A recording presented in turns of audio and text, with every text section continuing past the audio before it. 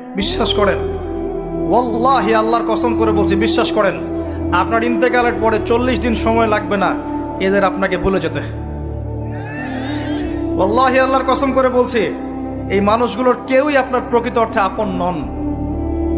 আপনার অবস্থানকে তারা ভালোবাসে, আপনাকে তারা ভালোবাসে না। আপনাকে শুধু আপনার রব আল্লাহ ভালোবাসেন। আপনি তার উপর তাওয়াক্কুল করে হারাম ছেড়ে দেন, আপনাকে আল্লাহ পাক বেহিসাব রিজিক দেবে ইনশাআল্লাহ তাআলা। মানুষ মানুষের অবস্থানকে মূল্যায়ন করে, আপনার পরে তার আপনাকে মনে রাখবে না। আপনি আমি যদি আজকে পৃথিবীতে নাও থাকতাম, আজকে যদি আমরা পৃথিবীতে নাও থাকতাম, পৃথিবীর ঘূর্ণন কমে যেত না।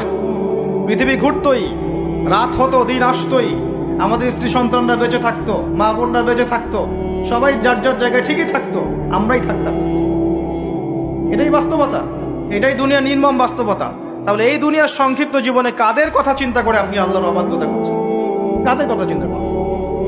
স্ত্রী সন্তান পরিবার পরিজন ছেড়ে দেন, আল্লাহর ওয়াস্তে হারাম ছেড়ে দেন, হালালে চলে আসেন। আমরা ইসলাম নিয়ে অনেক বড় বড় কথা বলি, কিন্তু সবচেয়ে বড় কথাটা হচ্ছে এই আয়াতটা, যেটা আমি তেলাওয়াত করতে যাচ্ছি।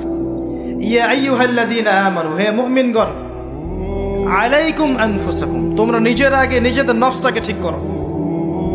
নিজেরা ভালো হও, পরের দিকে আঙ্গুল পরে উঠাও।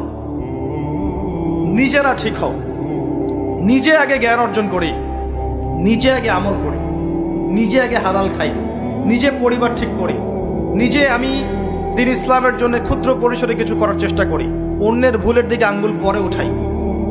দেখবেন ইনশাআল্লাহ প্রত্যেকে যদি নিজের ফিকির করি, আস্তে আস্তে সমাজ ঠিক হয়ে যাবে ইনশাআল্লাহ। নিজে ঠিক না হলে কিচ্ছু ঠিক হবে না। আর নিজে ঠিক না হয়ে